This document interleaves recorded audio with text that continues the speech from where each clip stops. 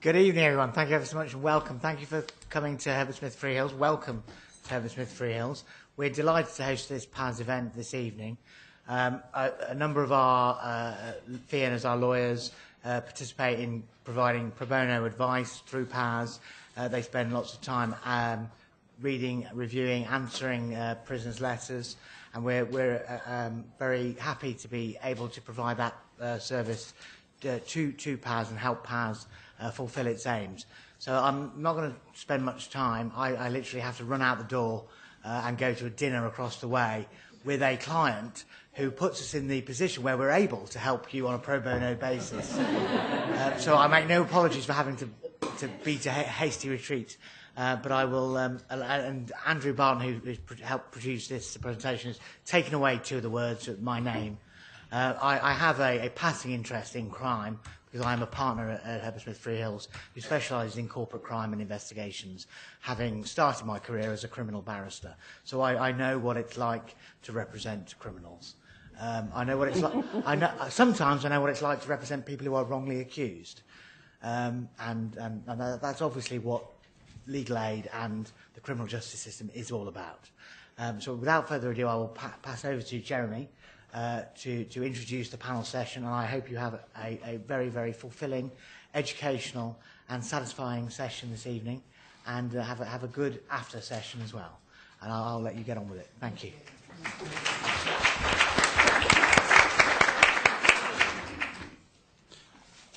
Well, Dan, thank you very much indeed. My name's Jeremy Harrison. I'm a trustee of PAS, and I've been asked just to do this small introductory job. And the first part of it was indeed to thank our hosts for putting on this occasion for us. And the second part of it, of course, is to thank all of you for giving up time to come and debate and discuss with us. And, of course, our wonderful panel, who Deborah is going to introduce more properly in a second, for the time and the wisdom that they're going to give us.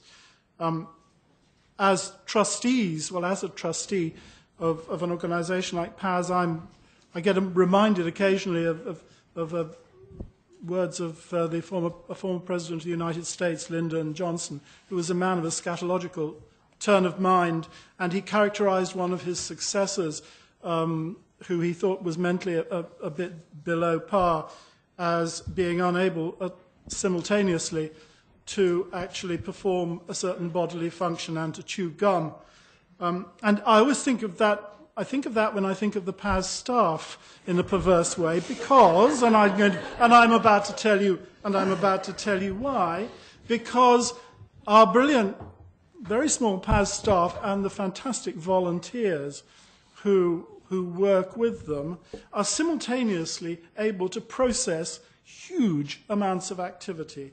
25,000 phone calls a year, 9,000 letters, are able to communicate with as many as 30,000 prisoners, passing them information, and conducting as many as 900 one-to-one sessions in a year. And that is actually quite stupendous, and therefore one of the functions on this occasion is always to pay tribute to that, to thank them, and to register the fact that we're quite amazed that they do that, and they do that to what everybody says is a fantastically high standard. But at the same time, PAS is not just a performing organisation, it also is a thinking organisation. And these annual discussions are one of the places where, with your help, we are able to do a lot of reflection and thinking. Sometimes thinking back on some of the issues which we've actually helped to influence over the past year. This year particularly, we've been thinking about work which our staff have been doing with women prisoners, seriously pioneering work there. And also, of course, our partnership with our colleagues in the Howard League, where our staff were able to manage to get overturned a large part of the government's policy on legal aid in prisons, which was a fantastic achievement, and the benefits of which we'll live with for a very long time, thankfully. But listening to these debates, I know that for me it reminds me of why I'm a trustee. And the reason why I'm a trustee is that I firmly believe that a measure of a relatively civilized society is that it's able to conduct a humane, proportional, and fair prison system. And the United Kingdom falls short of that, as we all know, and some of us think it falls very short of that. At the same time, it should be a society which actually enables prisoners who have had many of their rights taken away from them to actually enjoy, unhindered, the ones that they have left to them, and not to be arbitrarily have those removed from them at the same time. It should be a system where rehabilitation is at the core and at the centre. And it should be a system where the interests of prisoners and their families are proportionally balanced against the interests of those who may have been their victims and their families. And I leave you to decide what you think about the balance on all of those issues. I personally think we're out of balance on all of it. But I hope that we're starting, therefore, from the same place. We're very strongly motivated. We're very excited about the debate we're about to have this evening. And from us, as the trustees of PAS, thank you to our staff for organising this and conducting what they do throughout the year. Thank you to our panel, and thank you to you for taking the trouble to turn up on a sunny evening. Thank you.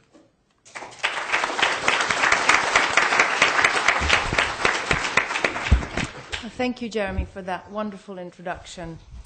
As we left the office tonight, we had well over 150 guests signed up for this evening, and that's the highest number of guests we've ever had at a PAS event. This is obviously indicative of how important, necessary, relevant this topic is tonight. I am delighted to be chair this evening, and in fact I self-selected myself for it for two main reasons. And first reason is I've known the speakers in their professional capacity for a number of years. They have all, in one way or another, been a source of insight and inspiration to me. Their passion and dedication to their work is so necessary at a time when the rights of the vulnerable are so often overlooked.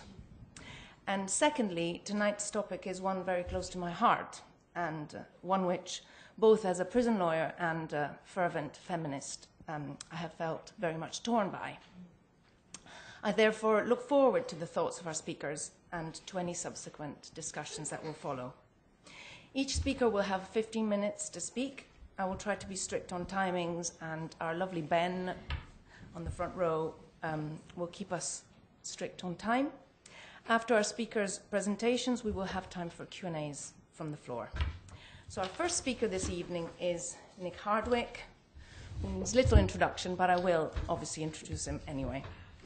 Nick Hardwick is an English executive who has led a number of UK-based charities and criminal justice organisations. During his extensive career, he has been chief executive of Centrepoint and the Refugee Council, as well as chair of the Independent Police Complaints Commission. From July 2010, he was Her Majesty's Chief Inspector of Prisons. He subsequently became chair of the Parole Board in March 2016, until April this year, as we know.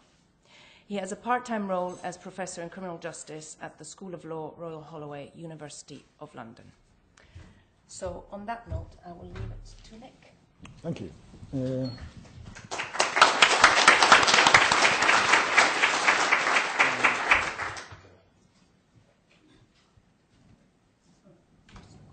Well, thank you, and thank you very much for the invitation to come and speak to you this evening. It's a real pleasure to be on such a distinguished panel. I have to say that in the career resume you did of me, I think almost pretty much every stage in that, I've had Harriet Wistrich making my life a misery, but I forgive her. I forgive her because annoyingly she's practically always right. And I think this is obviously an important topic. I should say, when I became chair of the Parole Board, and I had a final interview with Michael Gove, and he said to me rather disparagingly, why did I want to join a second division organisation?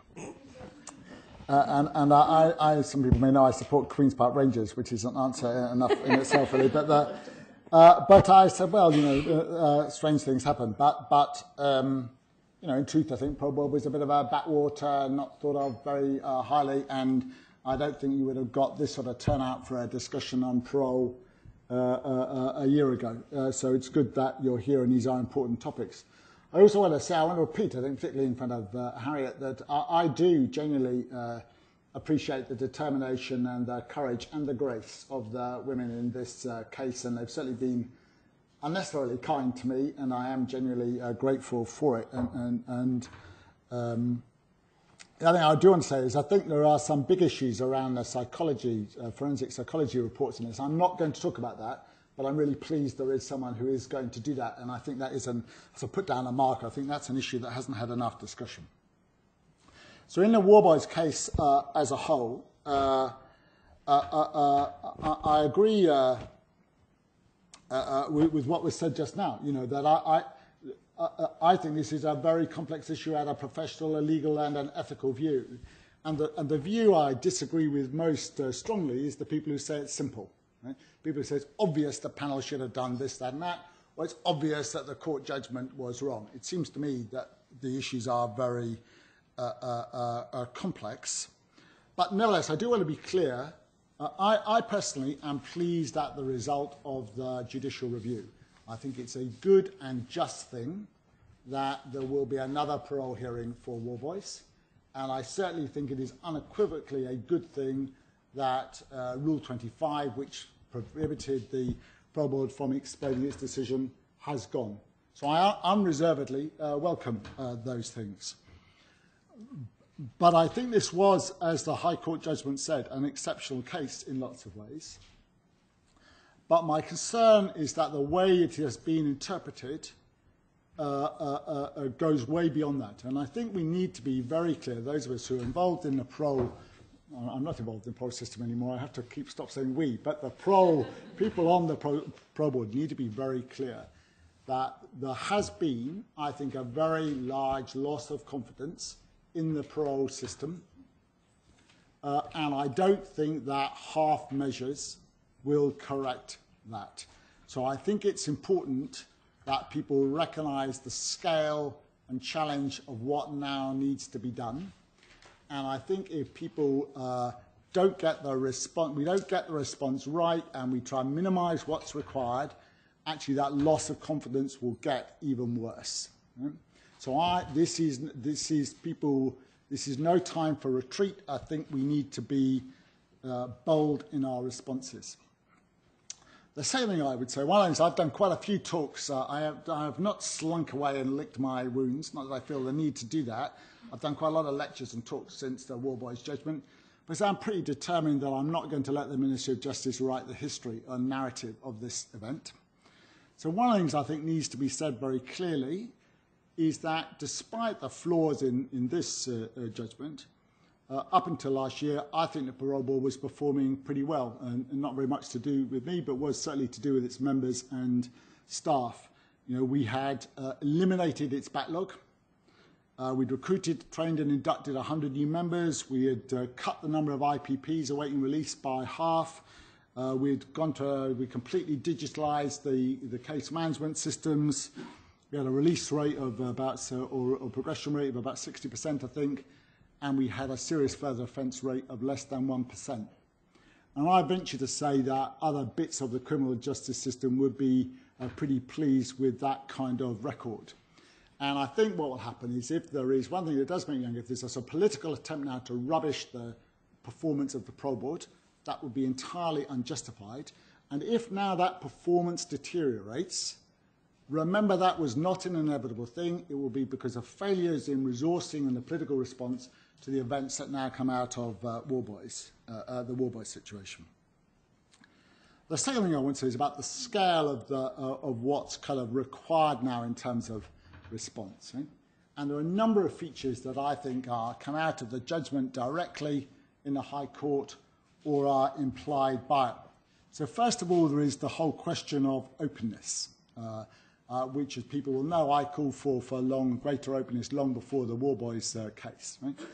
I absolutely do not think that providing a brief summary of decisions on request from journalists or victims will satisfy the requirement for openness.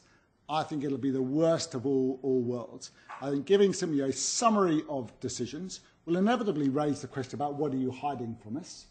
And if all you do is produce those summaries on request, the only things that will ever get published is information about the Parole Board's most controversial and notorious cases. Right? My view is, certainly as a starting point, is what the Parole Board should publish is a redacted version of its full decision letter. There'll obviously be some material it can't publish, but I would go the whole hog, and I think that should be done for every decision that the Parole Board makes. I think that's a big step. It will take resources, but I think that's the only answer you can provide that's credible to the misunderstandings and loss of confidence there is in the parole system. And people say to me, oh, well, you know, if we do that, you know, there'll be some media hue and cry about the most controversial cases. Well, I can tell you, if you haven't noticed, there's a media hue and cry about the most controversial cases now, but we can't say anything in response. Right? So I think you have to grasp the nettle, and the response should be, we will publish everything we absolutely can, not the minimum we need to. Right? And I'm concerned, you know, I remind you that one of the things that the judgment in the High Court noted is that we didn't oppose the challenge to Rule 25. Correct me if I'm wrong, but the Secretary of State made, quote, a robust defence. I don't think that what's going to follow the abolition of Rule 25 is now in safe hands. So I think you need to open up. And I would go further than that. I would do it in stages. I think the justice system is seeing the consequences of badly thought through and badly tested policy changes. So I would do it in a sensible way. But assuming there are not significant adverse consequences, I would open up parole hearings to the public, perhaps on the request of at the discretion of the chair. And I would see Parole Board members named and responsible for the decision that they make, with one proviso, which I will come to in a minute. So I would push the openness agenda as hard as I can, and I think that'd be in the interest of the Parole Board. The second thing I think is I would certainly agree that there should be a process of review of Parole Board decisions. I think it's ridiculous that people had to crowdfund a challenge to the Parole Board, but I would make sure I'd apply to that the same test you'd have in a JR. And what's really critical is that review system is resourced sufficiently so there's not a new set of backlogs arise. Otherwise, you'll have the position that Parole Board decides provisionally to release someone. Technically, there should be, say, a 2-week wait until that decision's confirmed. But because of the backlog that will arise in reconsideration decisions, that reconsideration decision is not then made for 6 months. And even if it is then decided the prisoner is safe to be, is okay, the decision to stand, the prisoner can be released, the arrangements that were in place for his release at the time the original decision was made, the approved premises place or whatever it might be, will have gone. So you need to resource that reconsideration decision sufficiently for it to be able to act promptly. I also think there was a critique in the judgment that the questioning of the panel wasn't sufficiently rigorous or sceptical enough. There was certainly a critique of the representation provided for the Secretary of State. And I think there was and myself, you know, I recognise that one of the Parole Board rules, I forget which one off the top of my head, requires hearings to take place with a lack of formality. And I think there's a danger that's gone too far. And sometimes parole hearings feel like another sentence planning meeting where everybody sits around the table and has a discussion, or that certainly might appear to witnesses. And my own view is that some of the formality and procedural fairness that would be in place for a proper trial now needs to take place in parole hearings. I think what's also the case, I don't think the Secretary of State, I don't criticise the individual concerned, was represented at an appropriately senior level in this case. I would like to see the Secretary of State properly represented in hearings, certainly some hearings becoming much more adversarial in nature.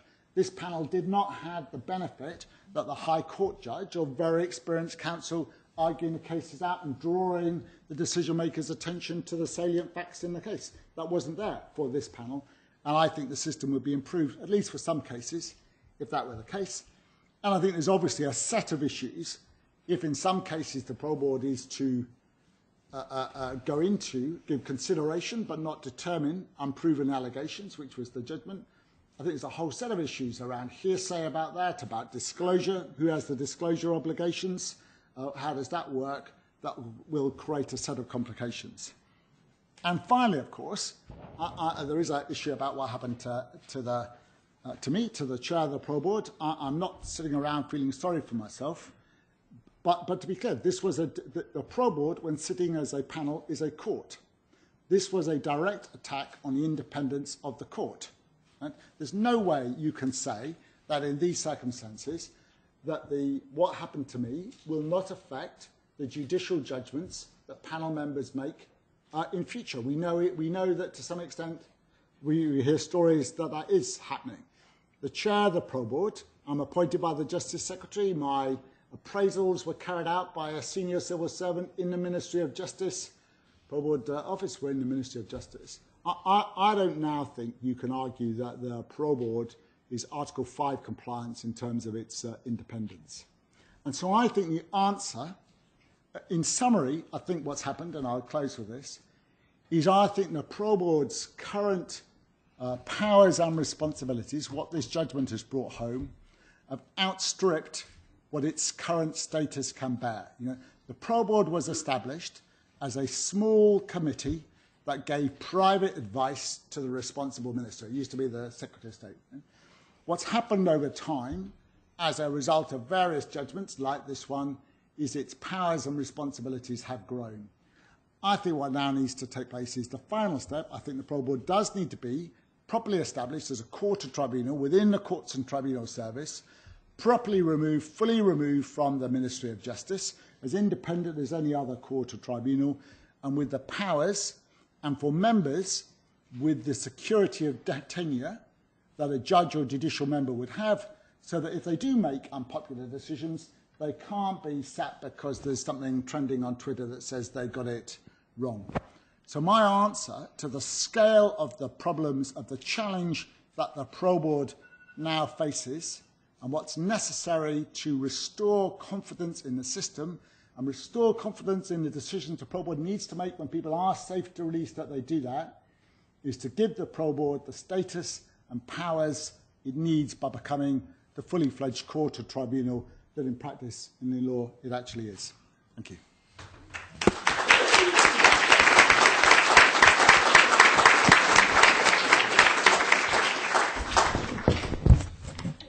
Thank you, Nick, for that really insightful presentation.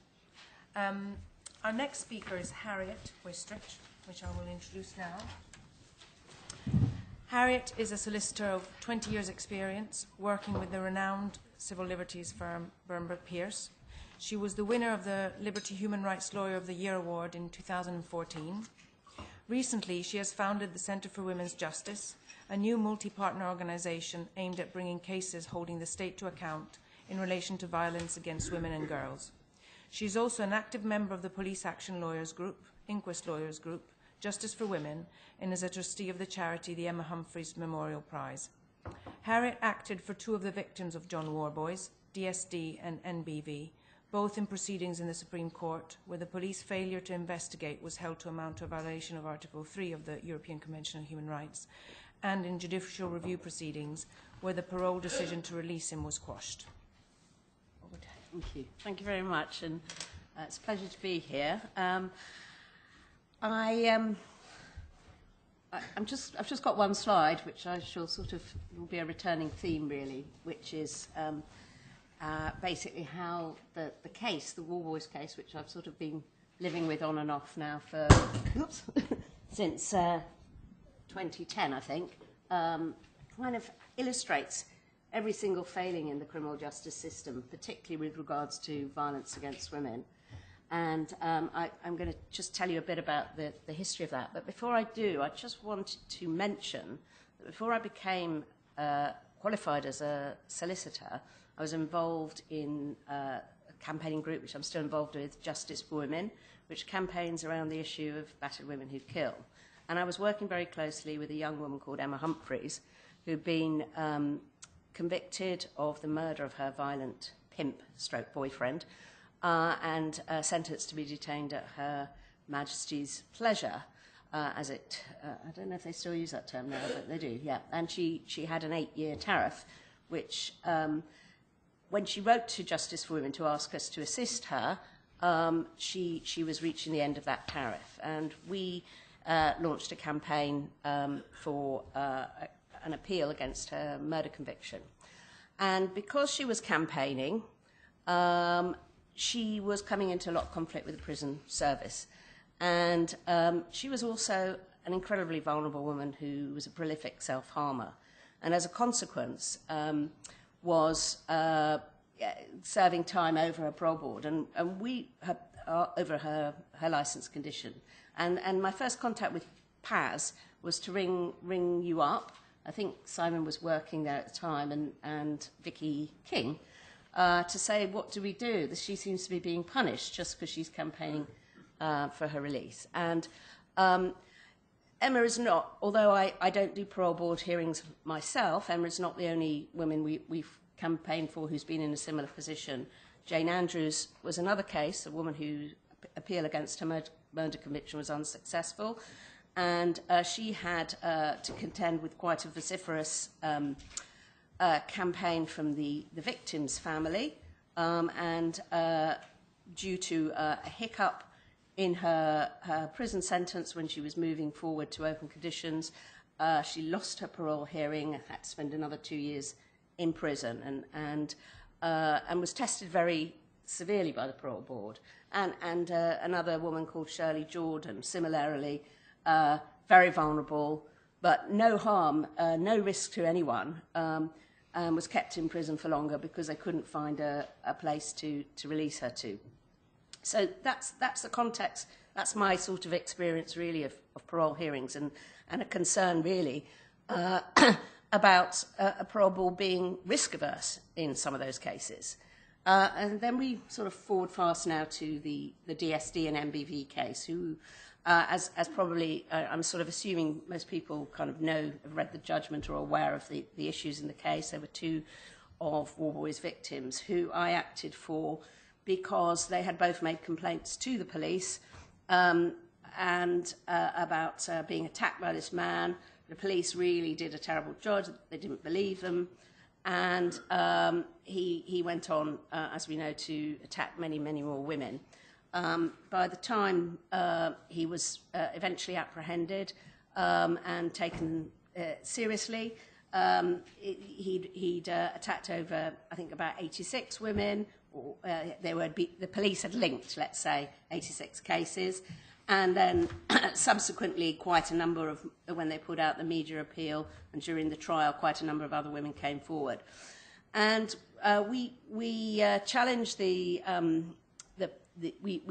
wanted to bring a case about the police failure to investigate. And you can't sue the police in negligence, so we used the Human Rights Act route. And were successful at the first stage, and it was a very important victory, and it was quite widely publicised. The police appealed that. We were successful at the Court of Appeal, and the police appealed it again. And the government intervened on the side of the police to seek to dismiss the judgment because they didn't want the police to be held to account for failures to investigate. And it was actually during the time that we were waiting for the Supreme Court judgment, which was taking forever, that on the 4th of January of this year, I was sitting in a meeting and suddenly started getting millions of phone calls from the media because the news had leaked that Worboys was about to be released. And I spoke to both my clients, who were neither of whom had been informed or been consulted at all. One of them wouldn't have been entitled to, because although she was a victim and an acknowledged victim, she hadn't been one of the women who had gone forward to give evidence in court. The other one was entitled to, but something went wrong with the probation service, and she wasn't informed. They were both really, really horrified, and it was palpable. And then over the next few couple of weeks, I started, because I responded on the media, I started receiving contact from other victims, others who had come forward and like my client DSD, had their cases hadn't been prosecuted. They'd been told, don't worry, we only need to take a small sample of cases and he'll be going away for a very long time and it's nothing to worry about.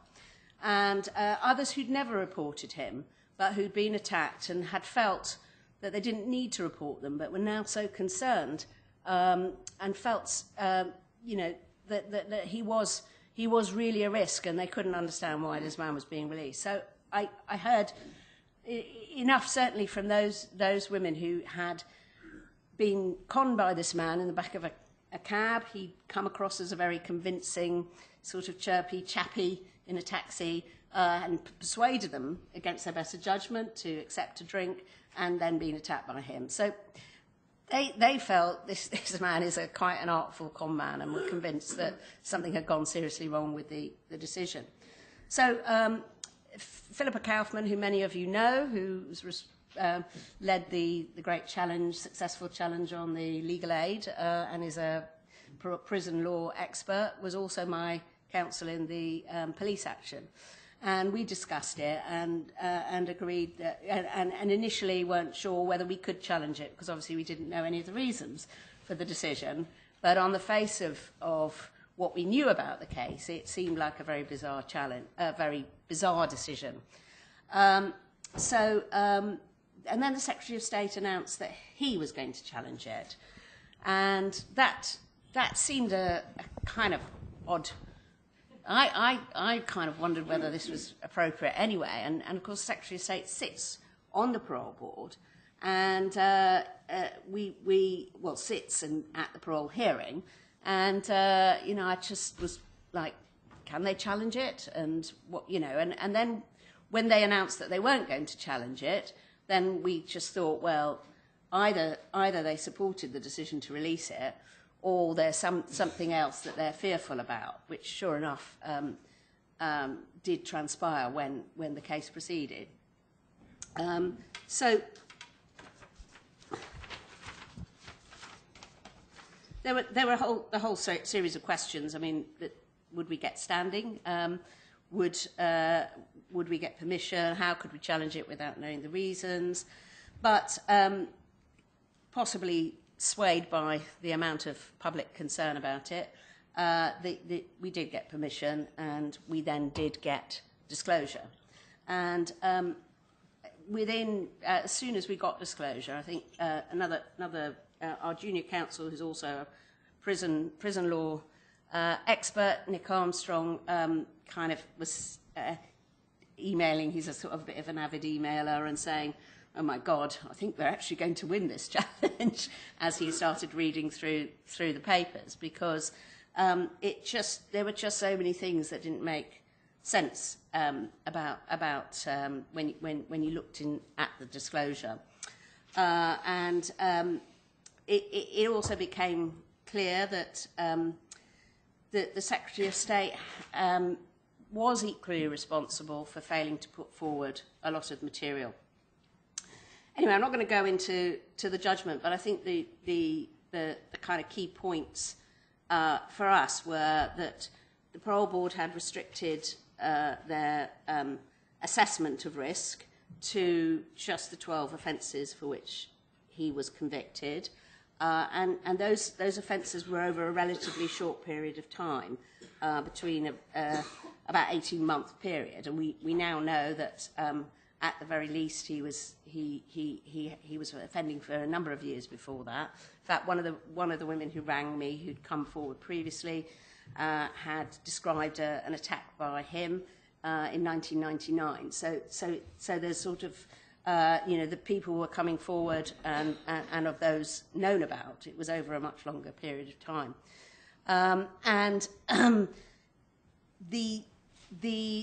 looking at the psychological assessments that were conducted, they were basically based on him, and the decision of the Parole Board was based on him providing having previously been in denial, having now come to terms with his offence, having acknowledged his offending, and having provided a very honest and genuine account, which satisfied the Parole Board that he was now a reformed character. But that account was based entirely on the premise that he hadn't offended before late in 2006. So it meant that all the other women who had come forward, including my client DSD, who the High Court and the police in the High Court judgment had held to be to have been a victim, were all their accounts were lies on the basis of the account that Worboys had given to the psychologist and to the Parole Board. I'm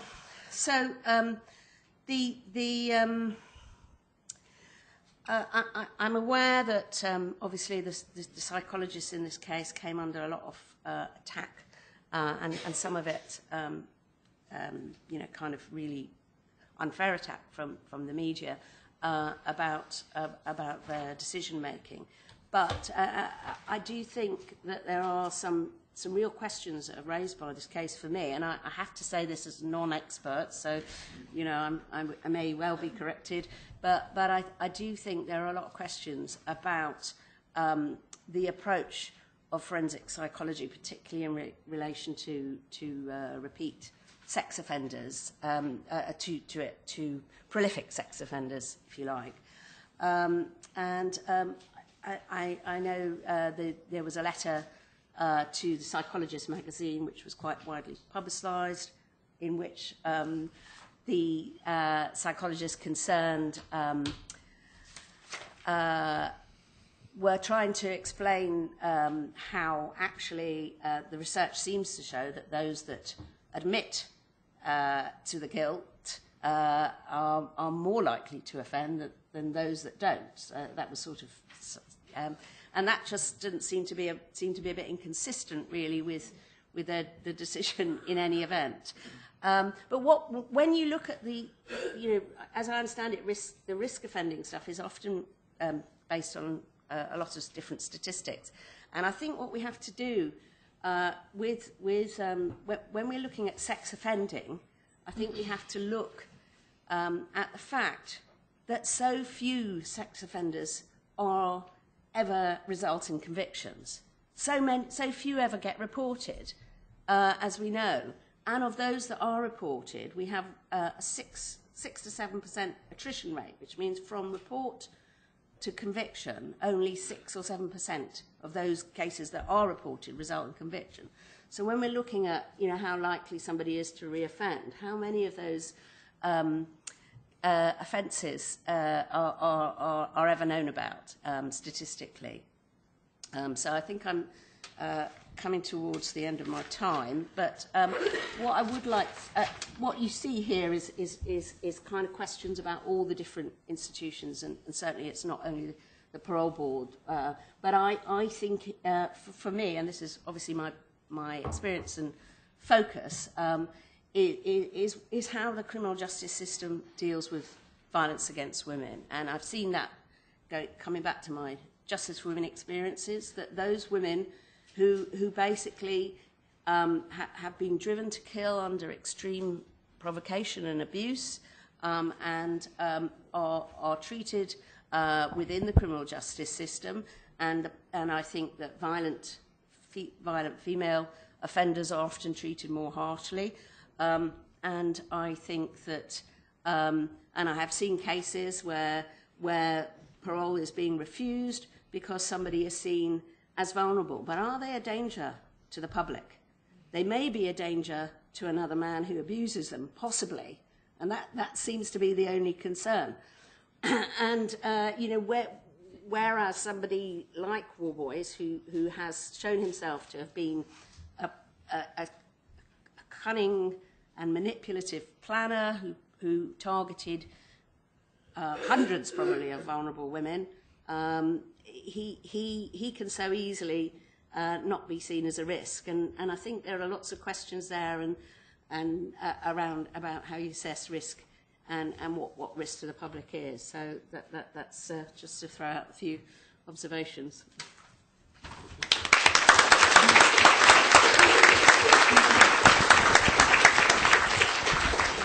Thank you, Harriet, for sharing your experiences of the criminal justice system with us.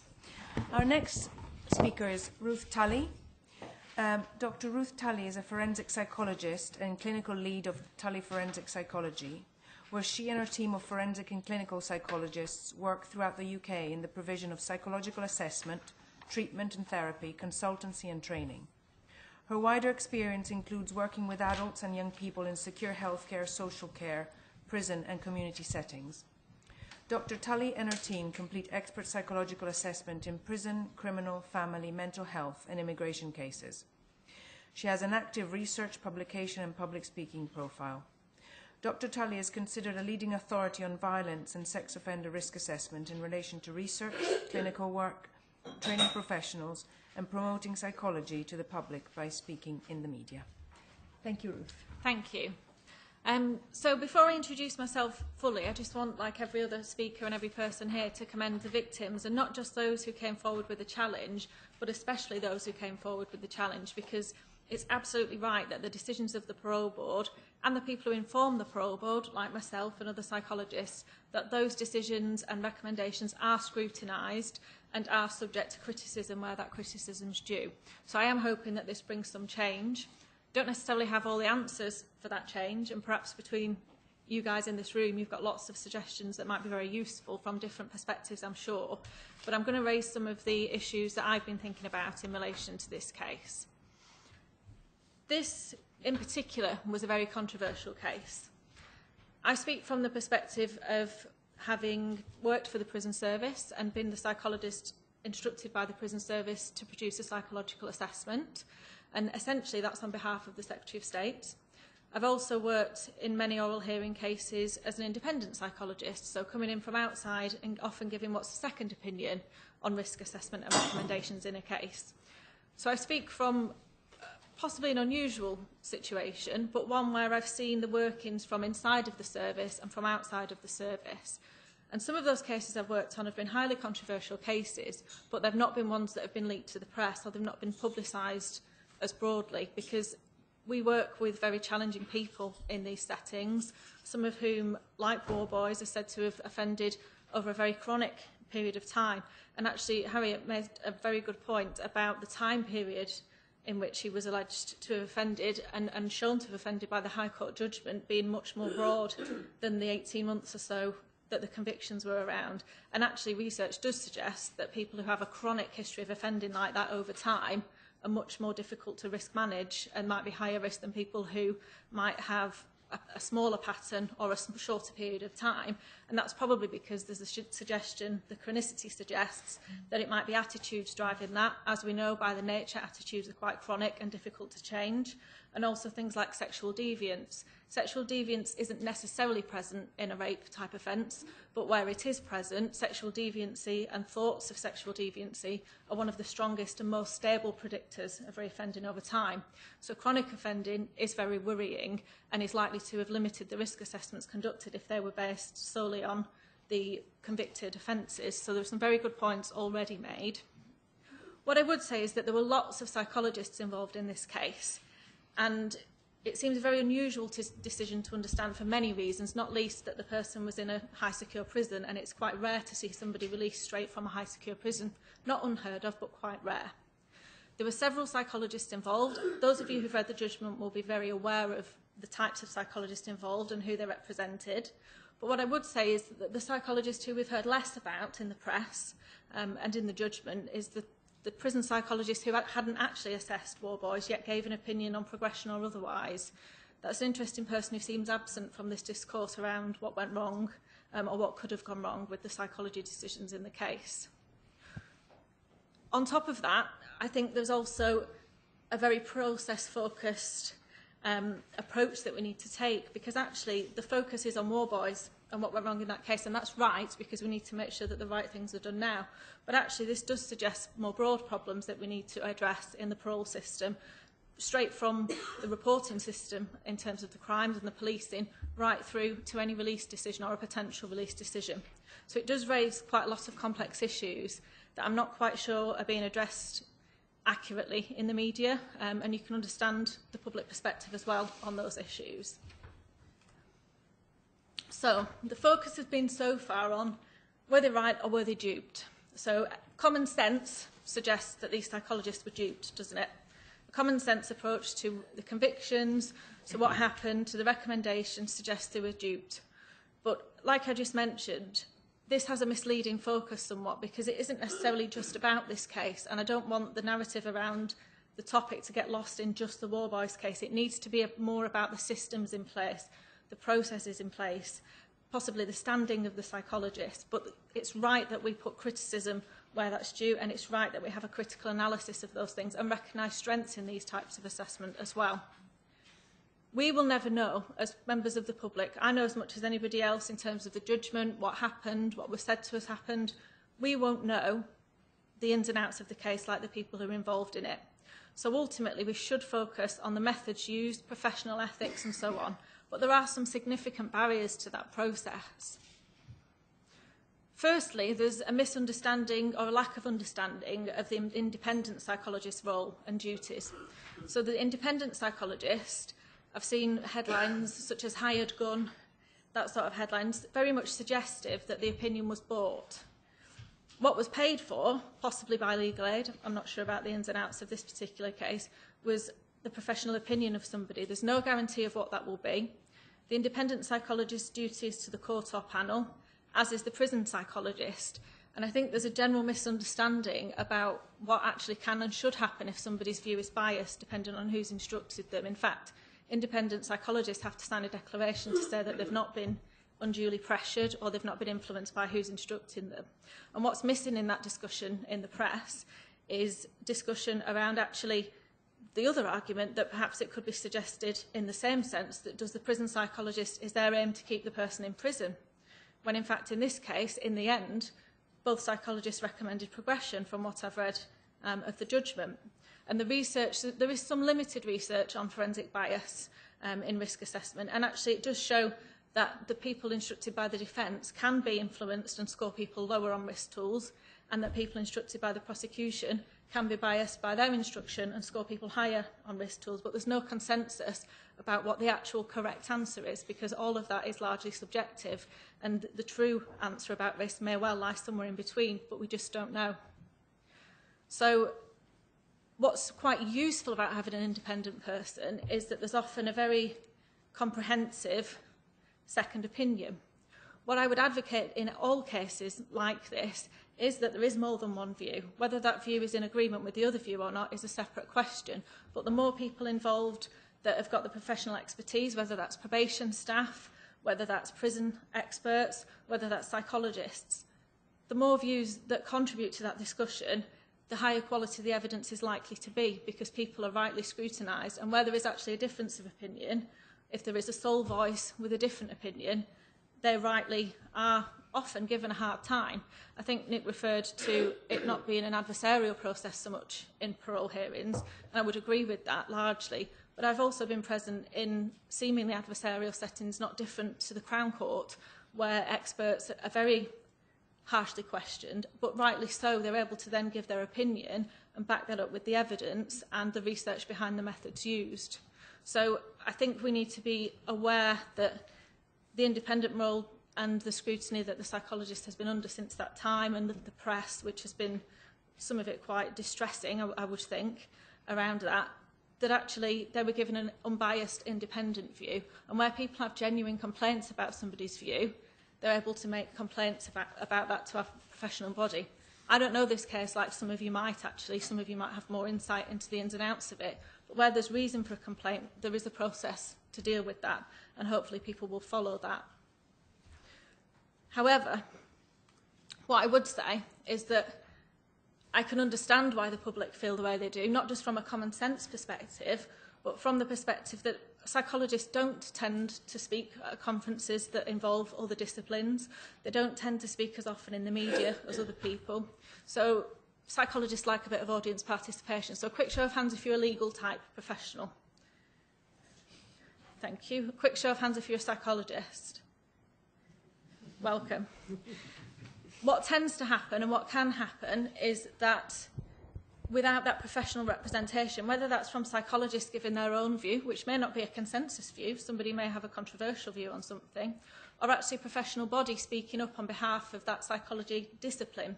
So in this case, the British Psychological Society could have spoken up and given the public some information about the roles that psychologists have. So I can't blame the press and the public for holding very strong views because A, it's a very controversial and emotionally fraught case, and B, we don't tell people what we do very well, and I think we could do a lot more around that issue. And actually, those who do engage the press and the public leave themselves quite vulnerable to speaking at an event like this, for instance, speaking in the news and so on.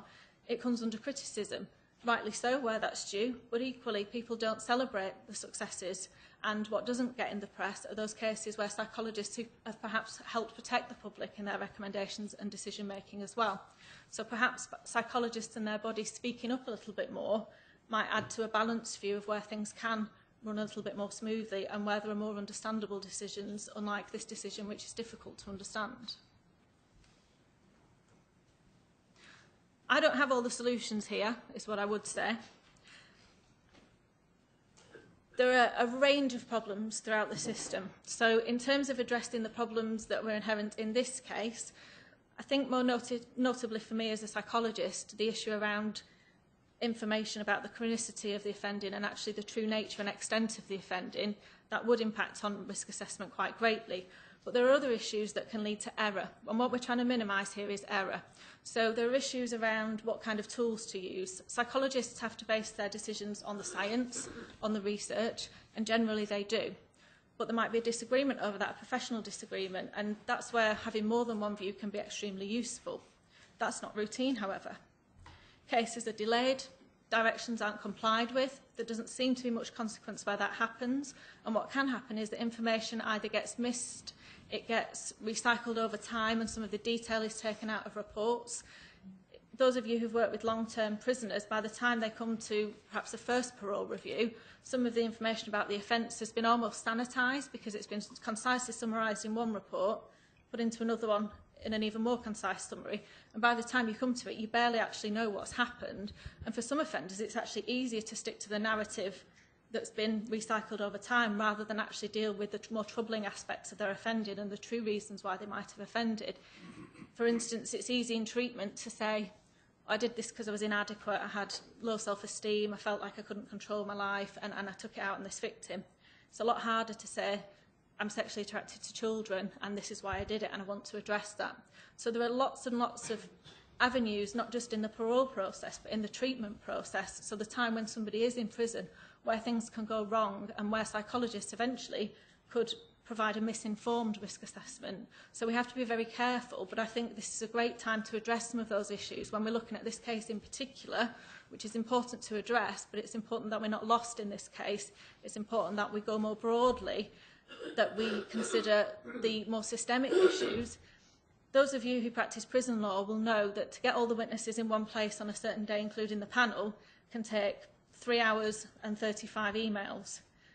That kind of system, I don't know why we're working with a system like that and not a centralised, secure system that organises it. I know a person in this room who could securely deal with that, but it takes hours and hours where all this time is lost and it costs money to the public when actually reports then end up out of date and everybody needs to do an update report because 6 months has passed.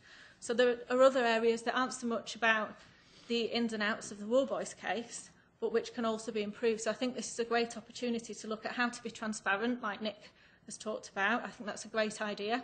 How to improve the process generally, but importantly in the context of Worboys, how to make sure that people have the right information in front of them at the right time and that that's not sanitised, recycled information, that the psychologists, for instance, have access to victim statements and depositions as a matter of routine. And those of you who don't work in prison law are probably surprised that that's not routine, but it isn't necessarily.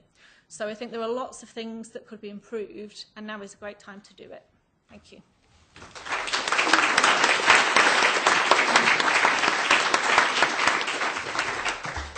Thank you, Ruth, for adding an expert psychological insight on this topic. Simon Creighton will now be our last speaker.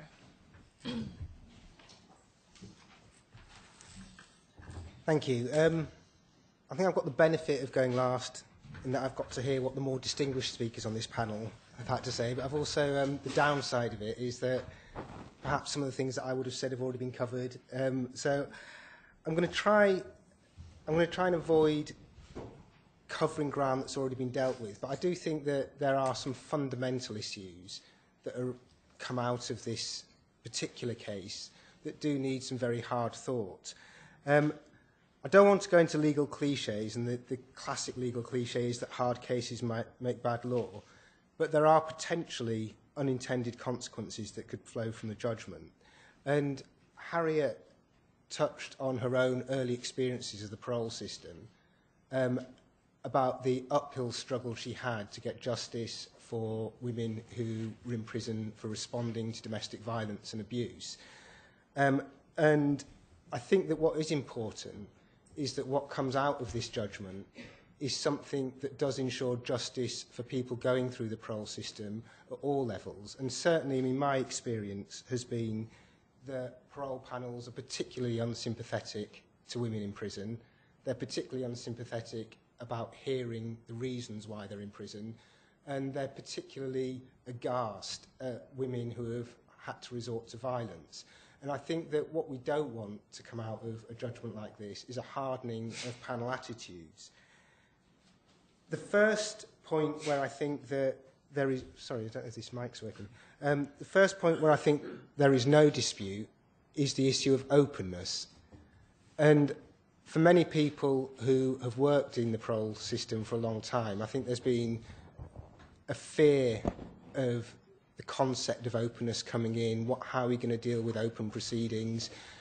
But the truth of it is that proceedings haven't been held in secret to keep victims out of the process. The proceedings are held in secret because it was designed to be secret from prisoners. It was designed not to let prisoners participate in this process. It was entirely closed at the start. Prisoners weren't told anything about what was happening, and they were just given an answer at the end of the day that said you're being released or you're not being released. And every stage that there's been openness in the proceedings, it's been brought about by people challenging the unfairness of that. And many prisoners have argued for public hearings in the past, and that has been ignored.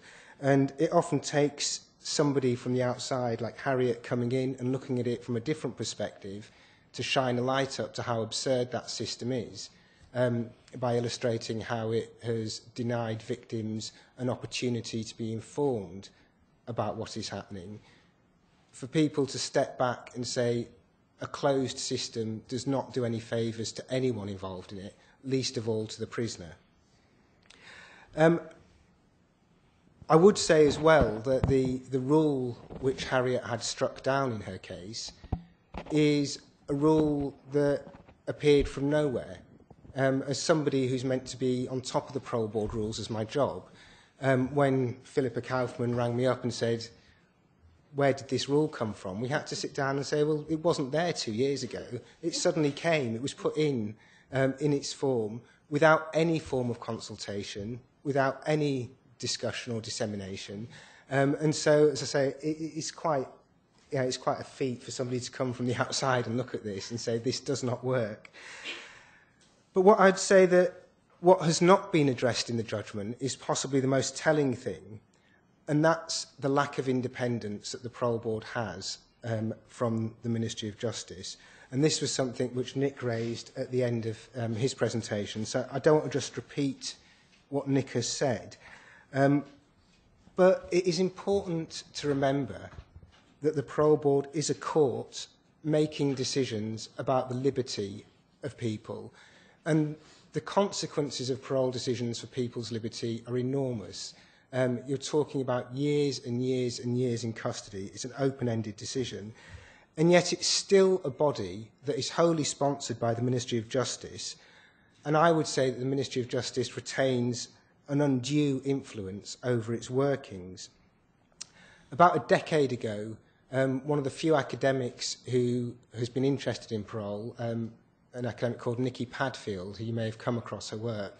She had a conference at Cambridge University which called for a fundamental review of the Parole Board, and I can see some of the speakers sitting in the audience here today, former Parole Board members.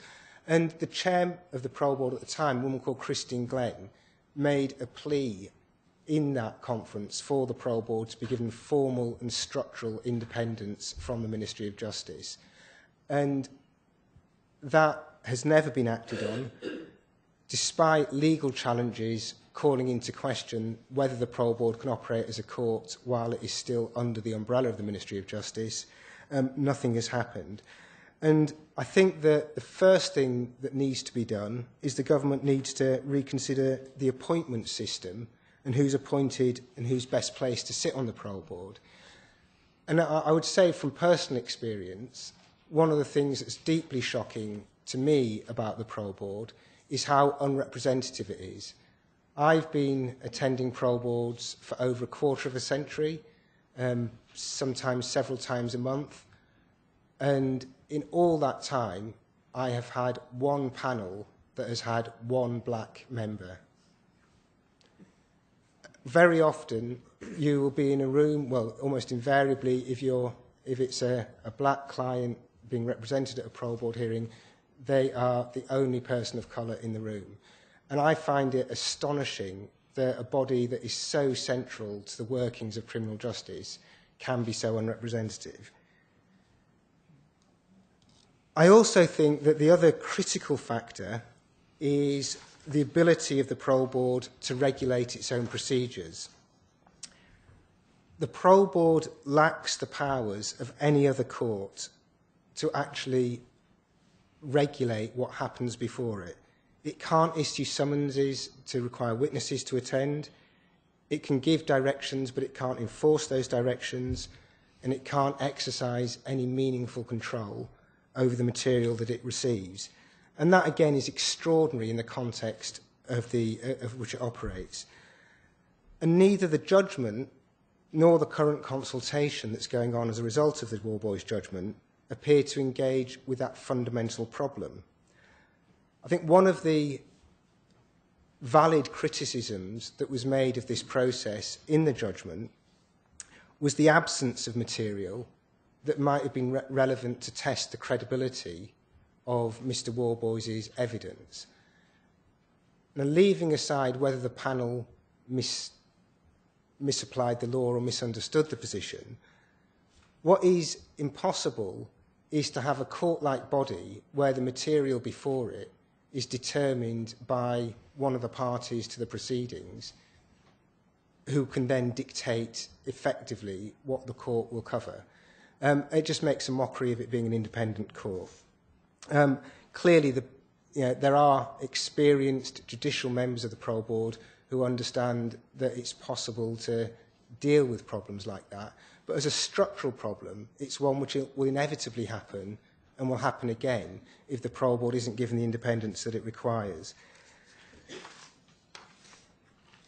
I'm going to make a few closing thoughts, because I know you'll all be ready for questions and a glass of wine. The first thing I'd say is that by reacting to the judgment, by tinkering with the Parole Board, is not good enough. The Parole Board has been shaped time and time again by reactions to court judgments. At one point, prisoners weren't allowed oral hearings. The Supreme Court said they should have oral hearings, so every prisoner got an oral hearing. The Parole Board was overwhelmed, didn't know how to deal with it, went back to saying, we're not giving it to anyone, goes back to court 5 years later. It's just always reactive. No one is proactive in determining how the Parole Board should function, what its powers should be. And the difficulty with these reactions, Nick has said about the concerns about the Parole Board becoming more risk-averse, not knowing how to proceed, becoming frozen. And the impact of that is that people's liberties are affected. And it's very important not to lose sight of that people will spend longer in prison than they need to be because of that inability to respond. The second problem area that needs more fundamental thought is how to deal with unconvicted material. And I think Harriet was very clear in the way she framed the challenge in DSD, because it was a highly unusual case where there were court judgments in civil proceedings which dealt with the question of what Worboys had done. But if this is not given careful consideration, we have a problem of how fair it is for prisoners in general to deal with unconvicted allegations, often many years later, and how feasible that is for it to be confronted. And we already have a taste of how that works on recalls to prison custody, where unconvicted allegations can be looked at by the Parole Board. And what you'll very often find is the police will throw in enormous amounts of uncontestable police intelligence. And once again, going back to the issue of racial justice within the criminal justice system, where it comes across most commonly is Operation Trident, throwing in pages of intelligence saying that every person that this young man, young woman is associated with is some sort of gang member. And even though you can get the panel to disregard that material, throwing enough mud sticks, and it colours every interaction that that person has in prison, how the panel view them, so that all the other evidence is construed negatively. And the final point I'd like to say, which is possibly the most contentious, is should victims, in fact, have any role at all beyond the right to be kept informed of what is happening?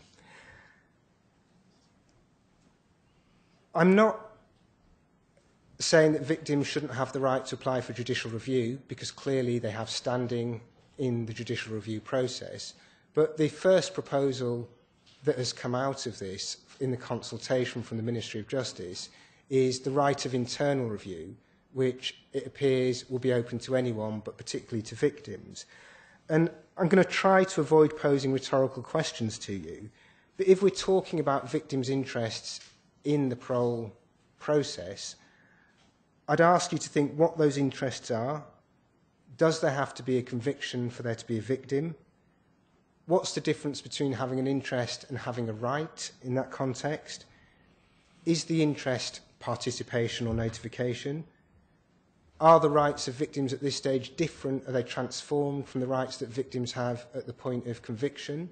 And you'll remember that on a conviction, if a victim is unhappy with a sentence someone receives, it's a process that's moderated through the Attorney General. The victim doesn't have a direct role in being able to challenge those decisions. And what about the situations where there are no victims who are alive or available, about the disparity that that then creates? I think that my position is that Parole Board assessments are about risk. And I'm not sure that victims have a particular position that allows them to be able to helpfully contribute to that assessment. In one recent case that just came before Harriet's, where victims did try and challenge a decision, the victims in that case were some commercial companies who were unhappy that one of their employees who'd committed commercial fraud was being let out of prison, and they brought to bear their enormous resources to try and get his licence conditions changed, get him brought back into prison. And I do have concerns about what the role of a victim is in this process when you're talking about risk. Ultimately, I just finish by saying that I think the importance of fairness and humanity in release decisions cannot be overstated, but the pressures on the prison system are leading in the opposite direction. The need for a parole board that's vigilant has never been greater, and the rights of post-tariff prisoners should not be overwhelmed by the understandable concern for victims. Thank you.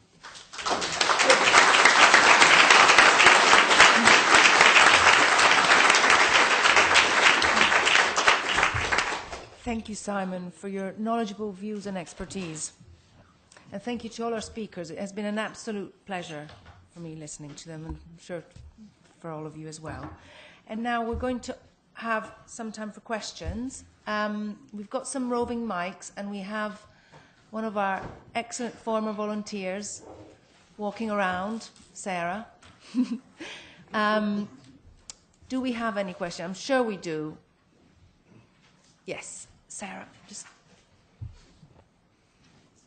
Could you say your name, please? Yeah, sorry, my name is Michael Boyle. I used to be a probation officer, parole report writer. I'm a sitting magistrate in South East London. And, that's an excellent range of contributions. Nick mentioned the possible consequence of Worboys' decision was the lack of confidence or erosion of confidence in the parole. At present, there's a confidence deficit from sentences in the judiciary and the probation service as a consequence of recent changes occasioned by transformative rehabilitation through provision. And I'm just wondering, because there's no one here from the probation service, at least on the panel, two aspects that were alluded to in terms of parole preparation, parole board submissions, was the likely impact in terms of risk-averse decision-making and possible consequences in recalls, which are presently worryingly high, although recent thematic inspections of parole boards, recalls in the National Probation Service noted that the decisions were largely defensible. And I'm just wondering in terms of the impact of this decision on the probation service. I know obviously no one here from probation at the top table, but I think it's something that's certainly in the discourse that's been had in terms of parole supervision, that there seems to be an absent voice, and I'm just wondering whether you have any observations on that particular point. Thank you. That's a very interesting question. Nick or Ruth, do you have a view on this at all? Well, I just make the mic here is working. Three points in relation to what you say. I mean, one is I do think the role of probation and offender managers is critical. And one of the questions around the debate around forensic psychology is the issue of how much weight should be given to forensic psychologists' report, who I think sometimes get more weight than maybe the experience of the offender manager who's actually worked with a guy or woman and knows them. So I think that's an issue. The second issue is, I think, around licence conditions, and it's important that parole board members have confidence that if they set licence conditions, they're actually going to be imposed, and that depends on the capacity of the parole system to deliver that. And then, as you say, I think there's a whole set of issues about recall. And it seems to be often people get recalled. This is certainly another Worboys issue, where, for instance, you've got someone with very chaotic behaviour. The issue may not be there's a risk of them committing a serious further offence, but actually their behaviour, even at relatively low levels, is just unmanageable in their community, and they're getting recalled on that kind of basis. You know, they're supposed to stay in approved premises, but actually they're kicking off whatever it might be. So I think there's a set of issues around the resources that are available in the community to manage people, particularly very chaotic offenders, properly, to deliver on the licence conditions, and indeed to provide the parole board with the reports that it needs in a timely way. So I think you're right, it is a bit of a missing voice in this whole discussion. I'll just add to that. One of the things that's the test for people being released on parole is not that their risk has been extinguished, but it's that their risk is manageable in the community. And if they've got to have and that goes with my understanding of forensic psychological views is that careful risk management is something that can be achieved even when there is a degree of risk that would exist if there was no management. And one of the problems with the overall sort of degradation of the criminal justice system is that with the probation service being chronically under-resourced, that probation officers haven't got the ability to risk manage people beyond asking them to turn up to an appointment once a week, and if they don't turn up, they'll recall them because they don't want anything to happen on their watch. I mean, I think it is critical as well because if you're releasing somebody who has potential to commit further violent offences, and you're releasing them in order to be supervised, and at the same time you have got the decimation of the probation service under the transforming rehabilitation. And certainly, I don't know quite why, but I've seemed to have collected a series of cases of where people out on probation have killed again, and some quite awful ones, and all those cases seem to be about failures in probation service. So whilst there has to be that follow-up service if you're going to release somebody who's risky, and it's a real concern if the probation isn't up to the job because of and I don't know all the reasons, but one of them must surely be what the government have done to the service with the changes that they brought about. I mean, the other aspect of probation in the Worboys case was obviously the whole victim contact scheme, which seemed to have kind of failed and miserably in this case. And I think what was awful, and this is perhaps a bit of an exceptional case, is that there were so many victims who had, whose cases, who were recognised by the CPS even as victims, but they selected a small number of cases to prosecute.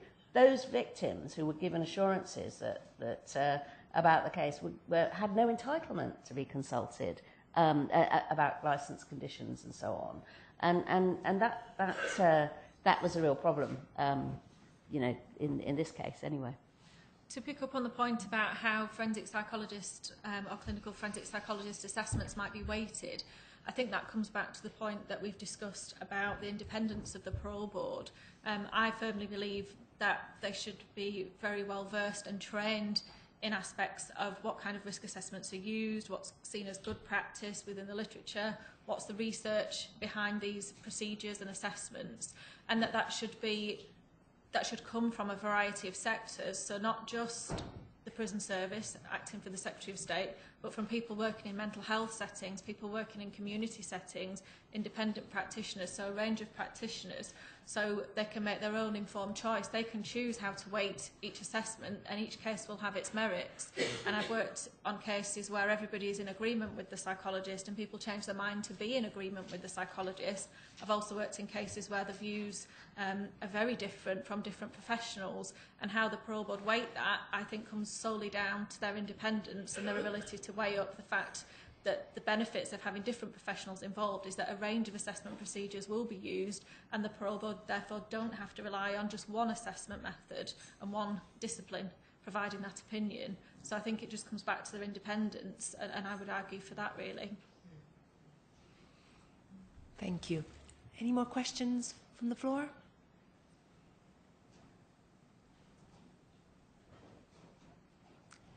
Sarah Smart, I work for Women in Prison, and I work in the mental health team in Women in Prison, and I'm doing a fellowship this year on the IPP sentence to female IPP offenders. And none of you have touched on the fact that Worboys was serving an IPP sentence. I saw it on your slide, Harriet, and I was tantalised. You never quite got around to it. So I just wondered what the panel's views were on the way that the IPP sentence is perceived by the public, and the misunderstandings there are around the IPP sentence and due process.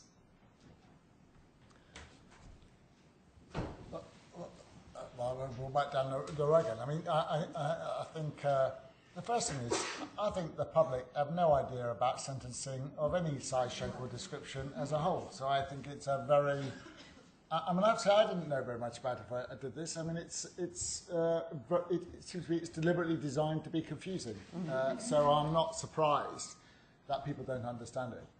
I think on the IPP sentence, I was always really clear about this. I think that the IPP sentence is unjust, and we should move as fast as we can to get people out. And I think there is a particular woman we've talked about doing the particular issue of women IPPs and researching what's happening to them in particular. Right? But I was also very clear, and I was very specific with minister and whatever, that there are some people who got an IPP sentence who probably otherwise would have had a very long determinate sentence and remained very dangerous. I mean, one of the things that people forget about, people know about the Worboys case. Worboys was by no means the most dangerous or most notorious prisoner who comes before us. You know, it is they were the people who've done very, hair stand on end offences are the bread and butter of the Parole Board's kind of work. And I certainly think that you can't simply get rid of the IPP sentence and go back to sort of just abolish it, because I think I can't see any circumstances where some of those who've got an IPP sentence are going to be safe to release for a long time, personally, and I've certainly been. So I think I think it's tricky to resolve it. I also, just to say, I think goes back to the last question we said. I think the critical issue with IPPs now is the lack of resources in the community to manage them. It's not, I think, actually problems within the parole or prison service. It's not often about where can you put people that they're going to be able to be managed successfully so they're not recalled within a few weeks. So I think that's where I would go on that. I'm not sure that I agree with Nick that it's so difficult to abolish, because I think the IPP was a piece of social engineering by the Labour government that was designed to get people who were chaotic and who were at risk of serious offending before they really tipped into serious offending, and to exercise some sort of social control over them. But what the courts did was they started giving it as the first point of sentence rather than looking at other sentences that were available. So somebody like Worboys, pre-IPP, would have got a discretionary life sentence. You know, there's no doubt about it for those convictions. He got an IPP because the IPP comes sort of higher up on the list of sentencing options, and so before they got to that.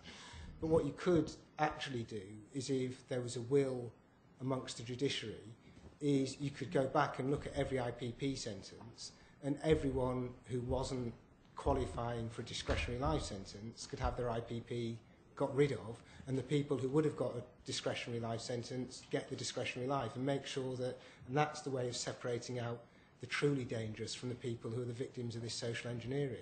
Can I just very quickly just come back on that? I don't want to hog it, but just what judges have told me, Simon, is that had Worboys had there not been the IPP sentence, he would have had a 16-year determinate sentence. That would have been the equivalent for his tariff, and he would have been out without ever coming near the Parole Board after 8 years. So that's the view I've had. I mean, I don't go to be an expert. That's what judges have told me. So there's no way he'd have not got a discretionary life for those convictions.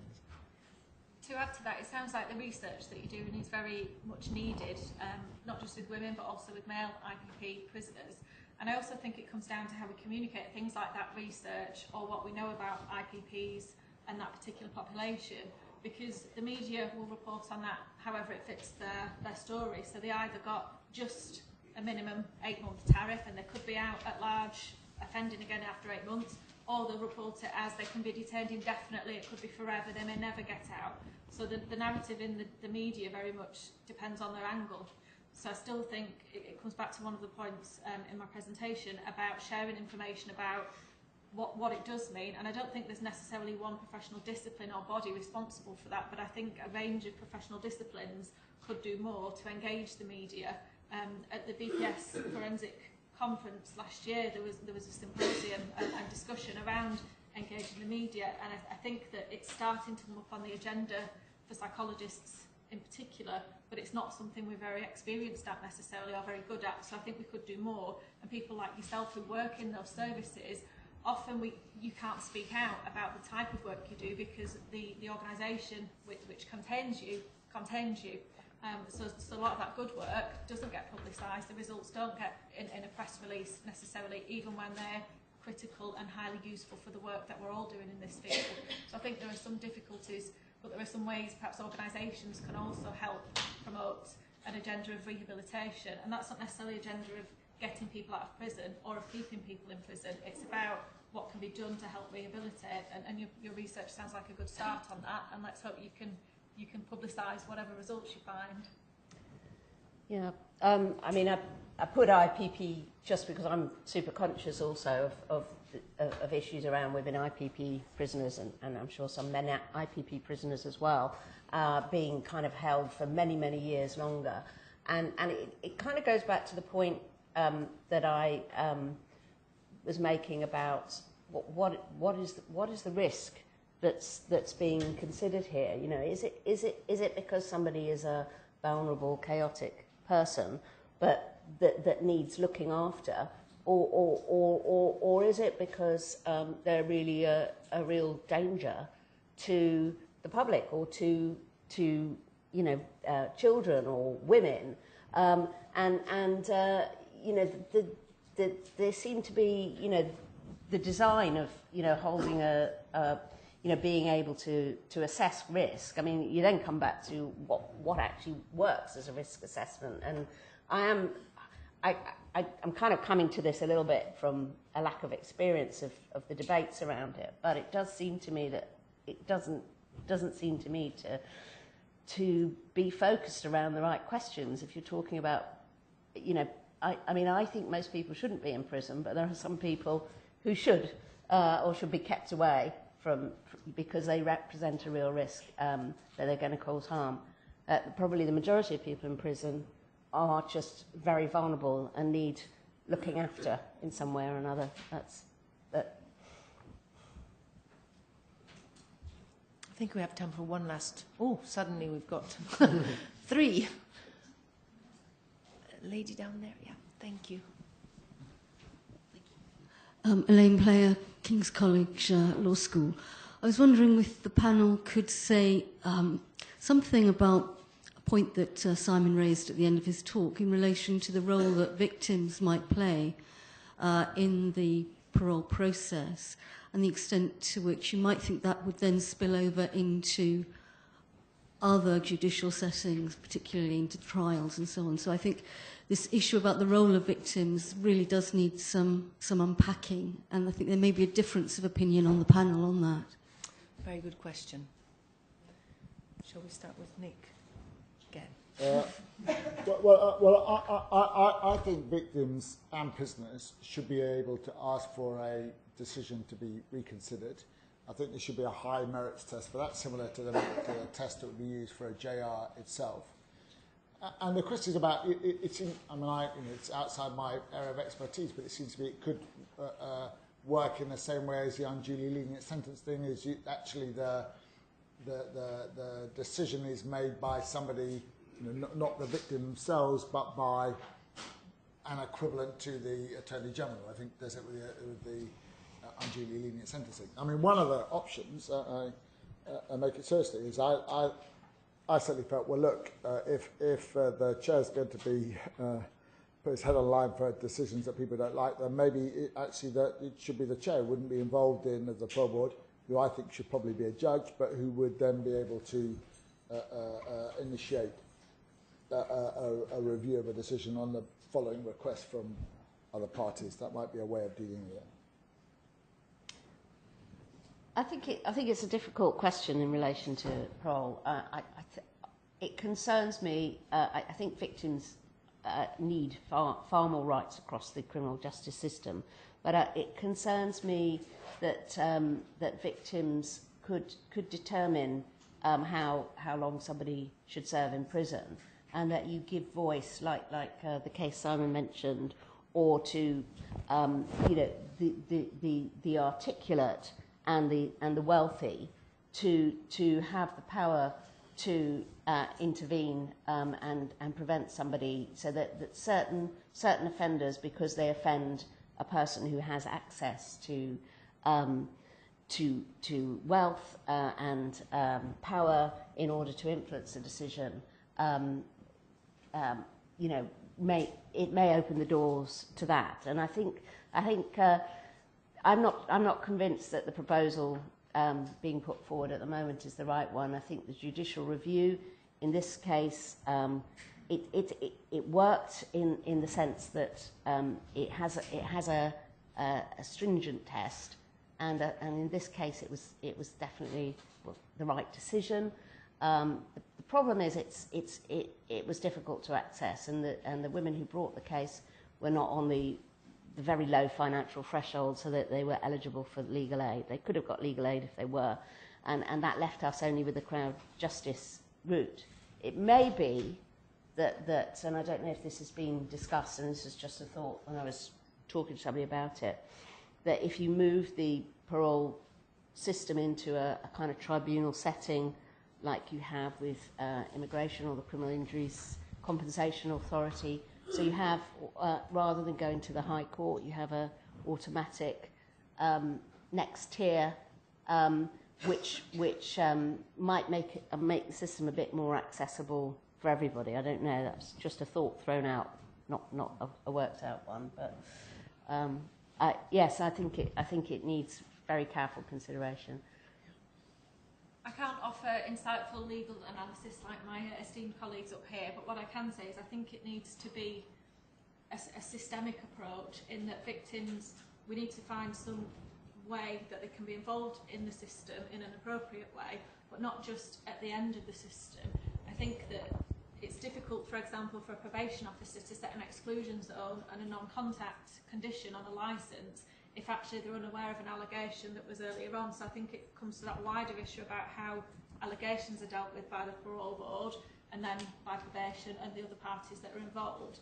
And also it comes back to the point about representation and diversity within the Parole Board, because ultimately there are lay people, psychologists, judicial members and so on, but there should also be good representation of people who've got lots of work and experience in working with victims, so that there are lots of different perspectives on the panel that are making the decisions. So I think it comes back to that as well. I think it's the way it's framed at the moment. I think it's really unfair on victims, because the government keeps saying victims are at the heart of the process and victims are being told that they can participate. But what no one tells victims is that whatever they say has got no legal bearing on what the Parole Board decide, other than non-contact licence conditions. And I think it's a terrible con on victims to make all these platitudes towards them and not actually say the truth of what the matter is now, which is you don't have, if you're a victim who is horribly affected by a crime, or if you're a victim who's totally forgiven the person and doesn't mind them being released, it makes no difference, because what you say can't have an impact on the assessment of whether somebody's still a risk 5 years later, 10 years later, 30 years later. And I think that's the problem, that no one would say that victims shouldn't have a right to be notified, to be kept up to date, and to be involved in the process to that extent. But I think people need to be honest with victims about what their role is. And my other concern about the victim's right of review is, again, it can lead to a disparity of people suffering more because one victim is more forgiving than another. But if you were to think about most prisoners coming out of life sentences are released to hostels.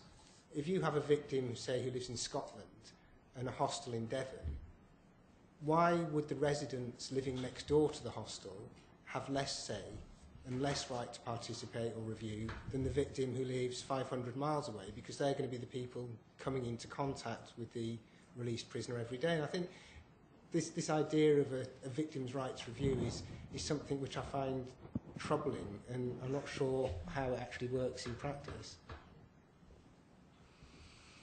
Thank you, Simon. I think that is all our questions. We are slightly over time, and we just have to have a couple of concluding remarks from a few people.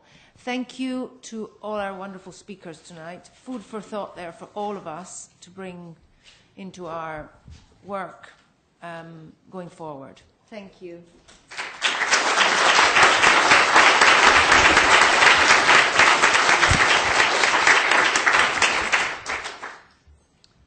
Now, Lubia has a couple of words to say, I think.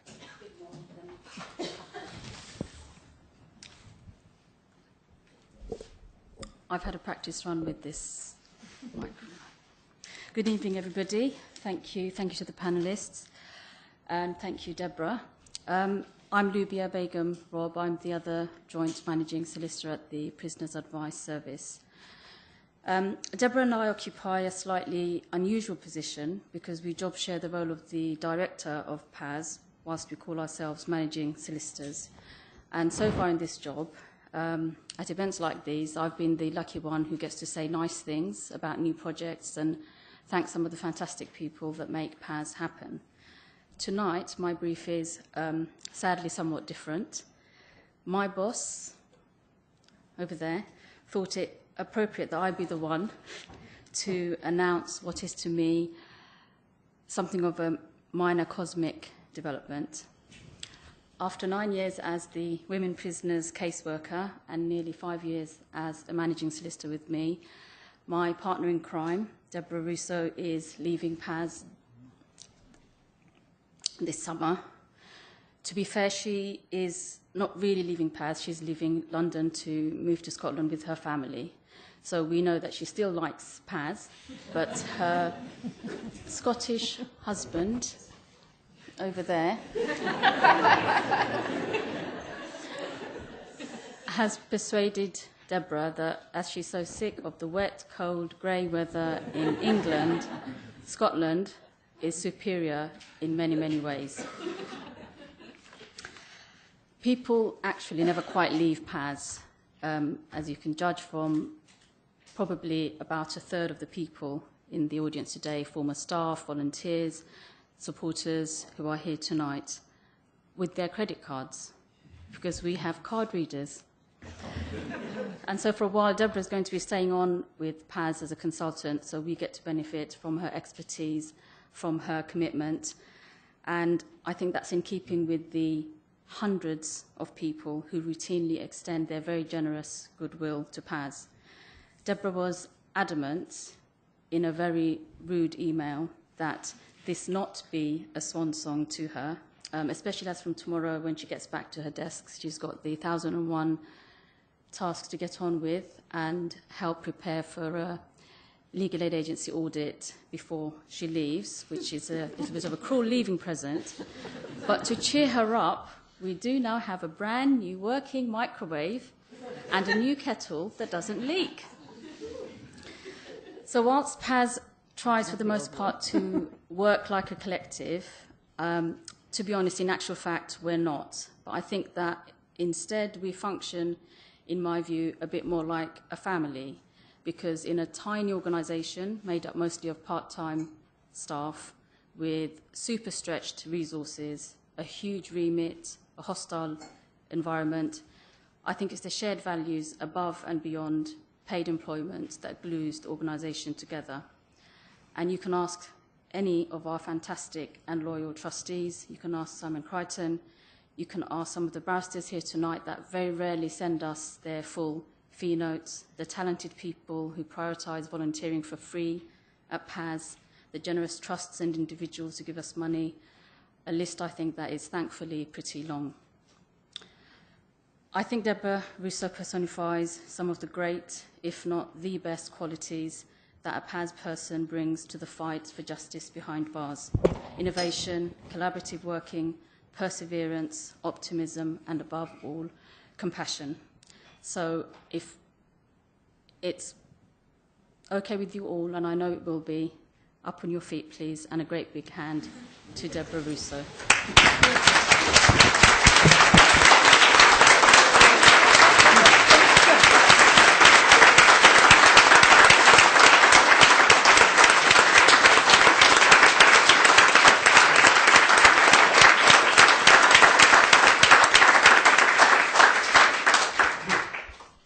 I didn't cry.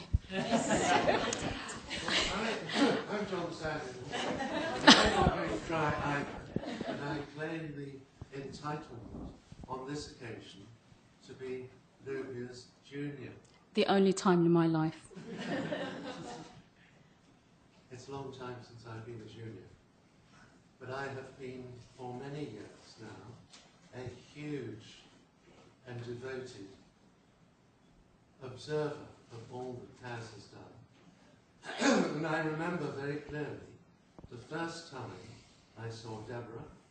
I know exactly where she was. She was in HMP Bronzefield representing a woman client, and she knows that I still remember that client because we've discussed it. The second thing that I pay tribute to Deborah for is that I played a very small part in the Court of Appeal decision which was so brilliantly won by Philip Kaufman. I was the witness whose witness statement I first wrote, but was immeasurably improved by Deborah's amendments. Thank you very much. I actually think it was Simon's amendment. I don't think it's mine. It has to be said. You told me what Simon said, and you made me say it.